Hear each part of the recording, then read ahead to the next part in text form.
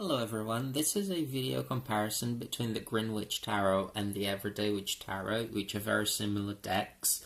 However, there are some differences that might help you decide which one is the right deck for you. I personally couldn't decide, so I ended up getting both, as you can see.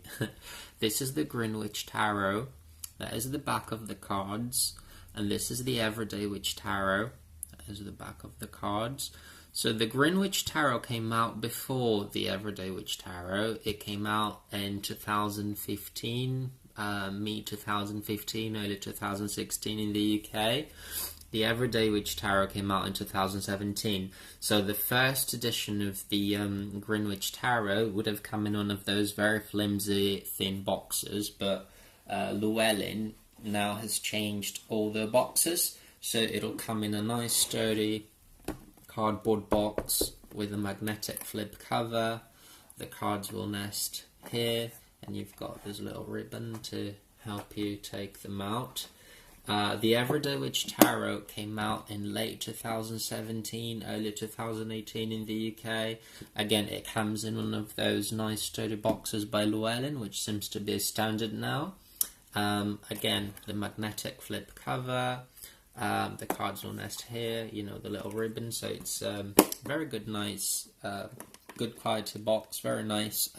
If you like to store your cards in the original boxes, you know, this is great. I personally don't like to get pouches for my decks, but, you know, it's a nice addition. The guidebooks are great, regardless of the deck you end up choosing. This is the Everyday Witch Tarot guidebook, the Greenwich Tarot guidebook. One thing that I didn't quite understand is that the Greenwich Tarot, you know, the guidebook is blue, even though the cards, the back of the cards is grey, and so is the box. But you know, it doesn't really bother me. It's a really nice book, about 240 pages long. The author really put a lot of love and effort into creating these cards. She does talk a lot about her faith, how to incorporate, you know, green witchcraft into the tarot.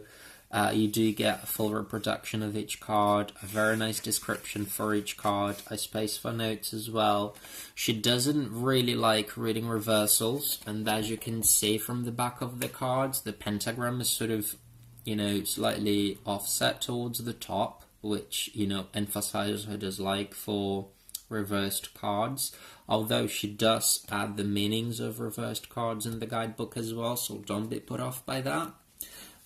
She gives you quite a few decent spreads in this book as well, and in every single card there will be at least one animal and a herb or a plant that, you know, is significant to green witchcraft, and that helps you understand the meaning of the cards even more, or, you know, it emphasizes their meanings even more. So if you are a pagan, or if you have an interest for green witchcraft, or if you are a green witch, you will definitely love that.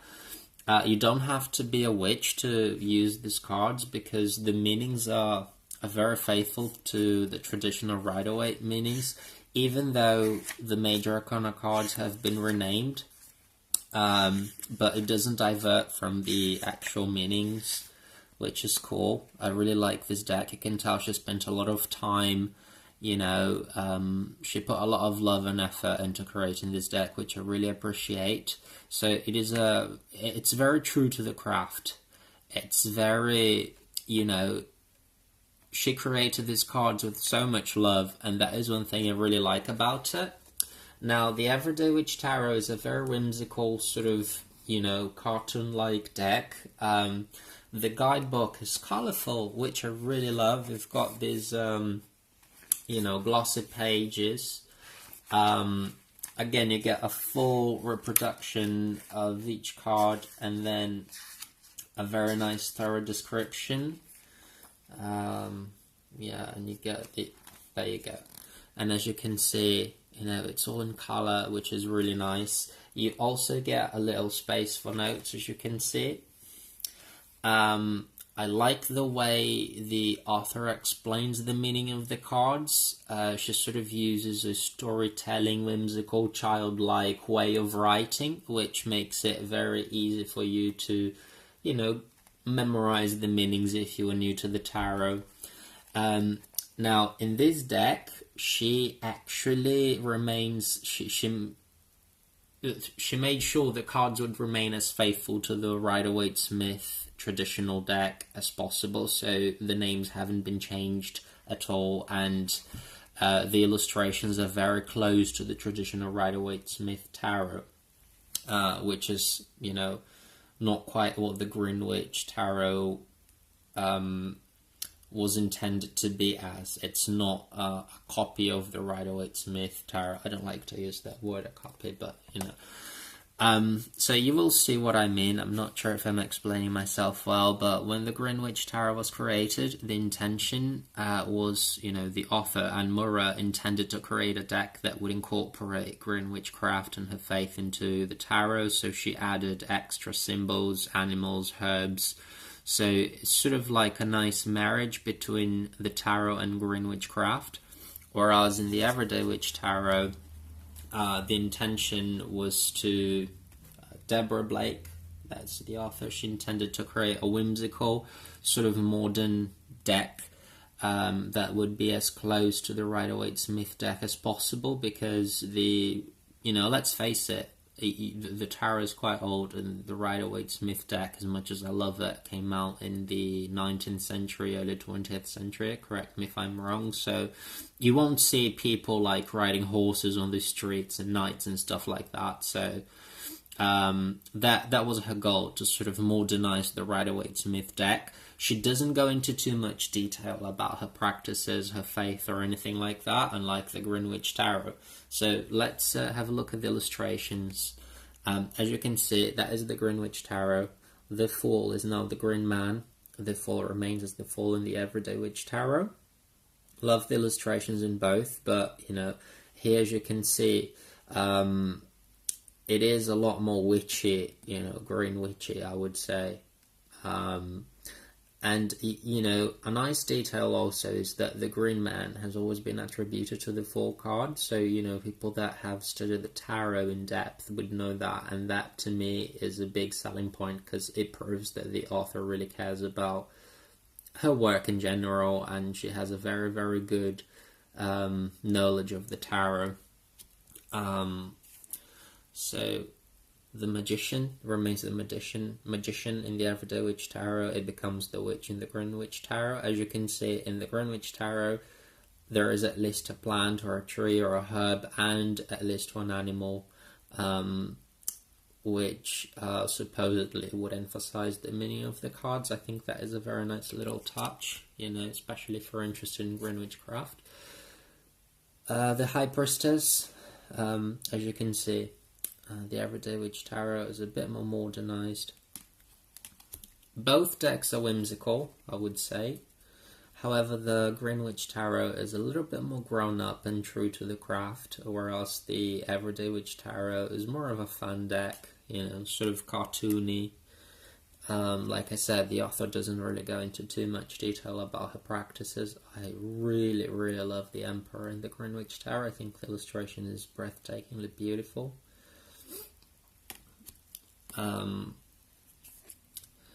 Yeah, so both decks are really nice. I like the Hierophant and the Everyday Witch Tarot. I think that illustration really captures the meaning really well.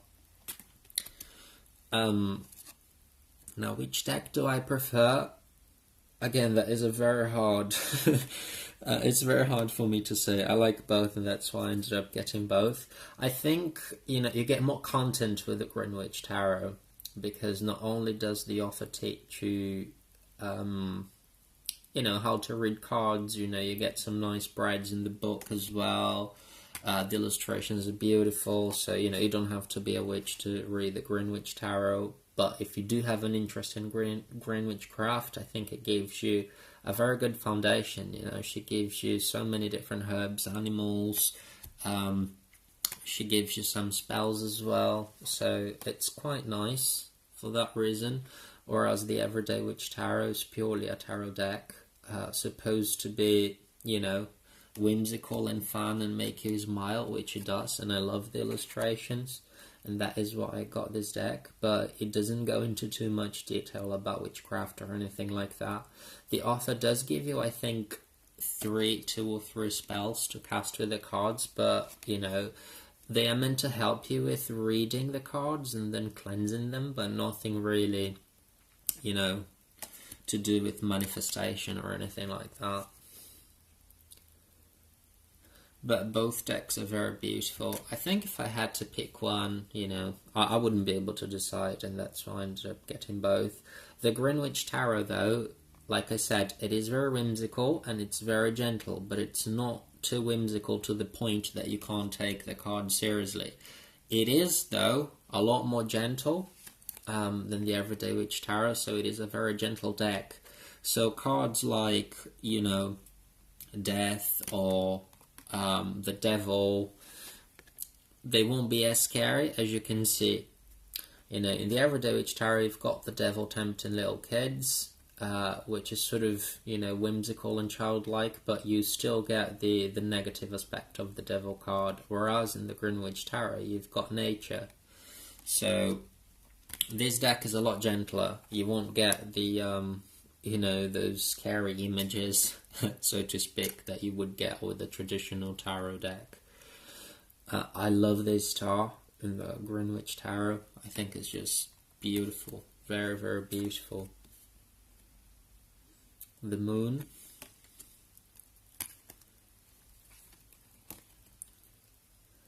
The Sun.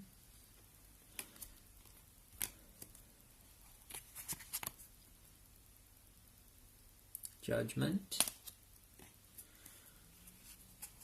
As you can see, the names have been changed in the Greenwich Tarot, although you can still, you know, easily guess which card is which. As for the minor arcana cards, they remain the same. This is one of my favorite cards in the Greenwich Tarot. The Five of Wands. You've got some witchy boys sort of learning magic, and they seem not to, you know, they don't seem to agree on something. So the idea behind it, you know, the meaning behind it is that you gotta sort of team up with your mates and come up with an idea or a concept that benefits all. It kind of captures the meaning of the card really well, but it doesn't have that, you know, conflicting sort of negative image. It's quite pleasant to look at.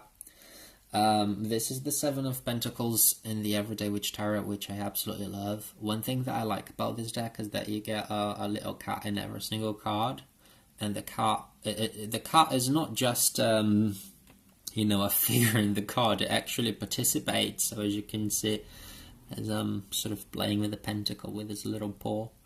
I quite like that. Oh, Knight of Pentacles, that's one of my favourite cards in the Everyday Witch Tarot as well, because the Knight of Pentacles actually looks like me in real life, so I think if I was a cartoon I would look like that. So I can identify with that. And the Knight of Swords, it looks like me, so that's why I really like it. The aces in the Greenwich Tarot are breathtakingly beautiful. I really love them, all of them.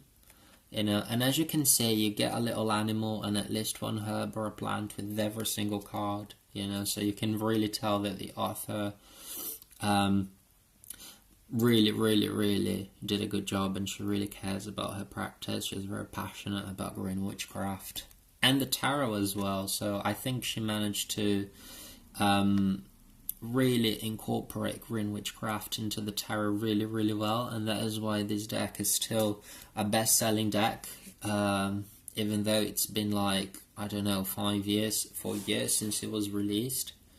Now, one thing that some people have been complaining about is the cardstock of the Everyday Witch Tarot, which is very flimsy, and I would say that is true. As you can see, the cards are on the thin side. However, don't be put off by that, because I've been using these cards regularly.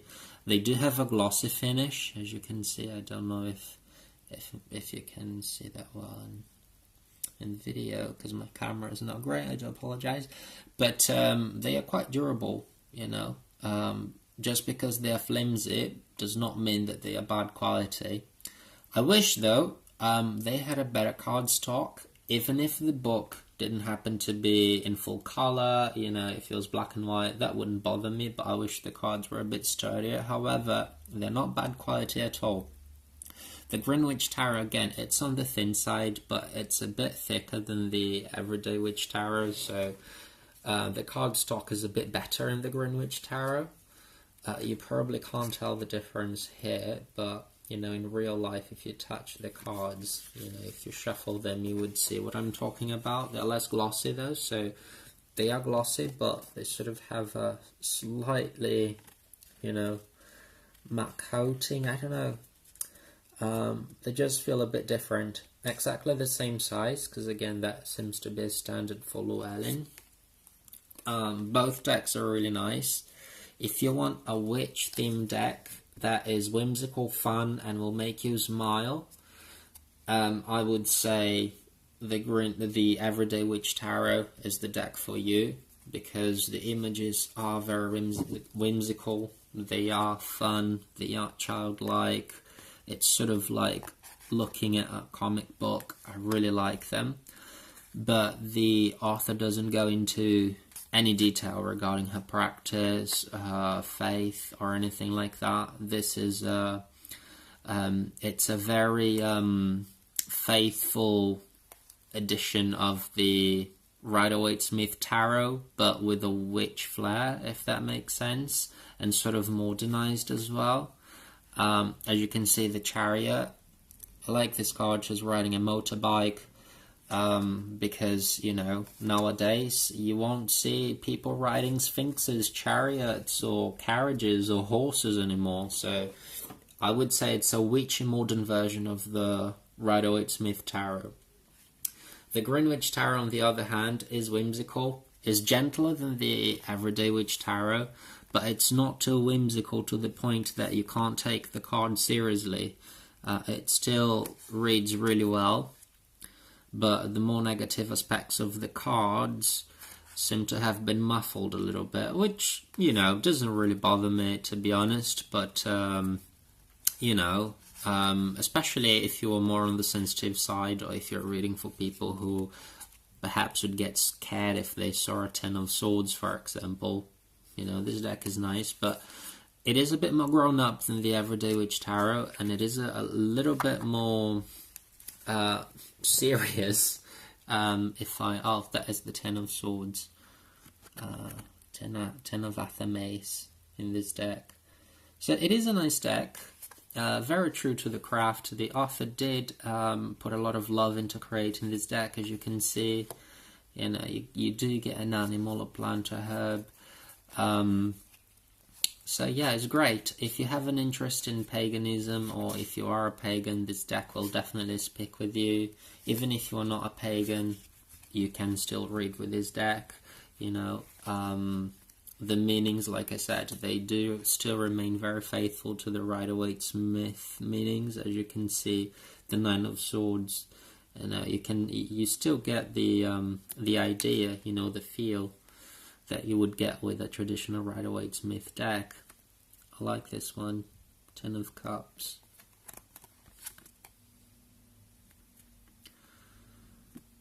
Yeah, I hope this review helps. You know, if you have any questions, feel free to leave a comment, and I will do my best to reply as soon as I can.